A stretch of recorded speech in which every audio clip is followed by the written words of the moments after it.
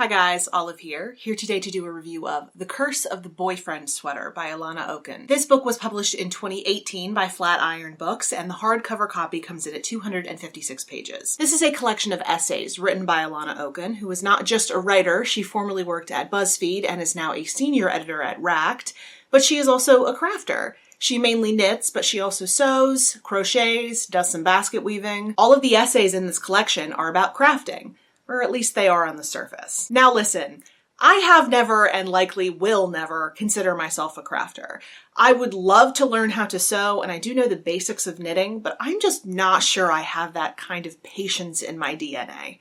So when I saw that this was an essay collection about crafting, I assumed it wasn't going to be for me. But when I heard Steve Donahue say that this book is about so much more than crafting and gave it such a strong recommendation, I decided to give it a try, and I'm so glad I did. As I said before, each essay on the surface is about crafting, how her grandmother taught her to knit when she was a child, how centering she finds the small repetitive motions, how crafting helps her with anxiety, how satisfying she finds it seeing a project come together, however slowly. How crafting can lend a sense of control and focus to our otherwise scattered and chaotic existences. I had never seen crafting through this lens before. It was really interesting hearing her insights because it almost feels like sometimes people with different hobbies live in different worlds. And it was really special for me to be able to get a glimpse inside her world. But what made this book remarkable were the touching musings and reflections on life that are woven into each and every essay. Like her observation that making a handmade gift for someone is not just providing for them and expressing love through giving them that gift, but also asserting a little bit of ownership in the giftee's life and thoughts. How the crafter is essentially asking a question of the recipient of that gift, of giving them the gift and saying, "Will you wear this and think of me when I'm not around?" She also talks about how crafting something for a baby can illuminate the fact that life goes on even after great loss. How crafting can and cannot save you, if only from yourself. She talks about what crafting teaches you about failure and starting over, but also about challenging yourself, feeling joy, feeling success. This book, man, it is so deeply personal and so moving. It is very simply written, but very poignantly written. I think this book is fantastic, and I think regardless of when I would have read it, I would have really loved it. But I think I connected to it particularly deeply at this point in my life. As you may know, I recently moved. And I have found whenever you're moving and you're setting up a new place that you're confronted with your own things a lot. You end up looking at things that you haven't picked up in a while. So as I've been setting up our new place, I've been seeing things that I don't look at on a daily basis. Some things that have just kind of become a part of my environment that I don't really look at too closely. Seeing some of these things with new eyes has been a really nice experience.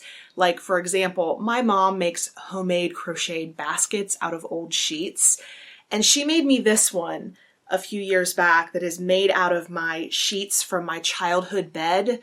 My bedroom back then was a stars and moons theme, so if you look really closely, you can see the star and moon pattern that was on this set of sheets. Kind of unknowingly in this book, Alanna Okun makes a really strong case for giving handmade gifts, and I do have to say that this is one of the nicest gifts I've ever received, and certainly every time I look at it, I think of my mom, and it makes me really happy. But also when you're going through old belongings, you can find things that bring up some potentially painful memories. When I was reading through this book, I was thinking a lot of my godmother, who I unfortunately have lost contact with.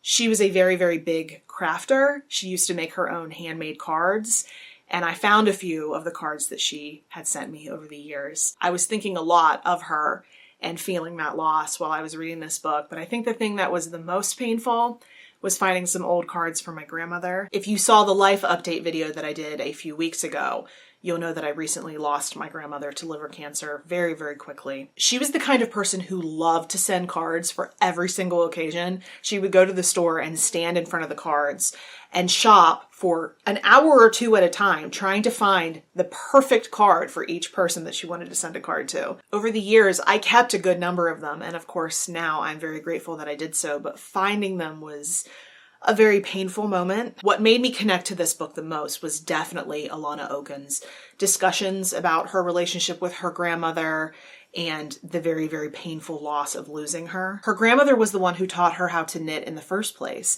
and was the one that ended up giving her this hobby that now continues to make up such a big portion of her life. In the final essay of the book, Alanna Okun is talking about making a blanket that had been taking her forever to finish, and she talks about showing it to her grandmother. "Look," I said to my grandma the following afternoon on what we had now decided was Christmas. "Look what I'm making." "Oh, that's lovely," she said, touching the familiar to her rows of double crochet. "It's all because of you." I thought, but didn't say, because I guess I thought I'd have forever. All of it. I was not okay for a while after reading that the first time. It always feels like we have forever to tell the people that we love all the things that we want to tell them.